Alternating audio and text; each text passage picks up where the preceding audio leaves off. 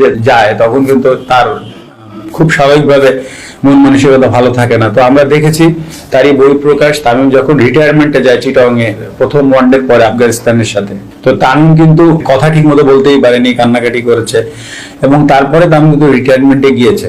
এবং তামিমের কথা শুনে আমার কাছে মনে হয়েছে তামিম কাউকে ব্লেমও এখানে করেনি, সে বলে গিয়েছে যে আমার কাছে মনে হয়নি কোনো কোশ্চেন্স আর নিব না এবং আমি রিটায়ারমেন্টে যাচ্ছি। তার মানে পরিষ্কার ভাবে তামিম বুঝে শুনে রিটায়ারমেন্টে গিয়েছে। তারপরে কি হলো, বোর্ডের কেউ তার সাথে যোগাযোগ করতে পারছিল না। কেন যোগাযোগ করতে যাচ্ছিল, যে তামিম এখনই রিটায়ারমেন্টে যাওয়ার দরকার নেই। সেইখান থেকে একটা পর্যায়ে যে মাননীয় প্রধানমন্ত্রী পর্যন্ত কিন্তু জিনিসটা গড়িয়ে গেল। মাননীয় প্রধানমন্ত্রী তামিমকে ডেকে অনেকক্ষণ কথা বলেছে, প্রায় দুই ঘন্টার মতো তামিমের সাথে কথা বলেছে এবং শেষমেশ যে কথাটা ইম্পর্টেন্ট সেই মেসেজটা হচ্ছে যে মাননীয় প্রধানমন্ত্রী চেয়েছে তামিম যেন ওয়ার্ল্ড কাপে খেলে।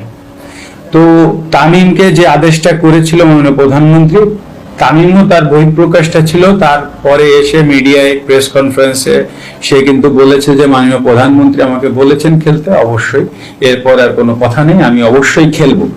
তো যে জিনিসটা মাননীয় প্রধানমন্ত্রী পর্যন্ত গড়ালো, সেই জিনিস নিয়ে আমার কাছে মনে হয় না যে আর এরপরে কোনো আলোচনার প্রয়োজন ছিল। যদি টিমের কোনো সিদ্ধান্ত হয়ে থাকে, সেটা আমি আগেও বলেছি যে কোচ, ক্যাপ্টেন, টিম ম্যানেজমেন্ট তারা ইন্ডিয়ায় যে সিদ্ধান্ত নিত, যেটা করা সেটা করতো। এখন প্রশ্ন আসতে পারে যে ওইখানে যে যদি তামিমকে অফার দেওয়া হতো, তামিম যদি সিনক্রেট করতো, পৃথিবীর সব দেশে সব প্রফেশনাল টিমে এই জিনিসগুলো হয়। টেকনিক্যালি সিদ্ধান্ত যে কোনো কিছু হতে পারে, সেটা ম্যানেজ করার দায়িত্ব কোচ, ক্যাপ্টেন এবং পার্টিকুলার সেই খেলোয়াড়কে।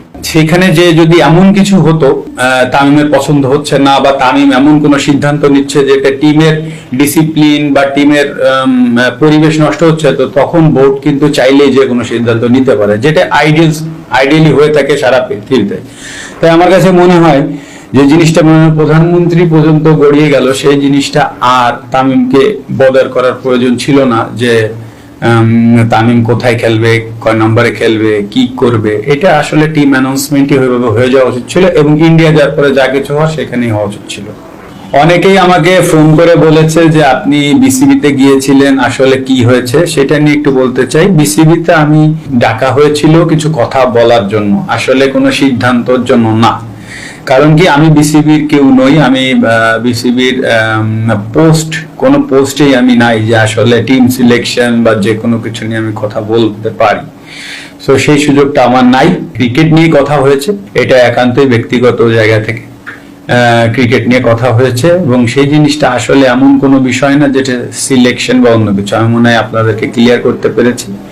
সুতরাং এখানে আমি যাওয়ার সাথে এখানে সিলেকশন বা কোনো কিছুর কোনো সম্পৃক্ততা নাই। এবার আরেকটি বিষয় নিয়ে কথা বলি, সেটা হচ্ছে ম্যান ম্যানেজমেন্ট।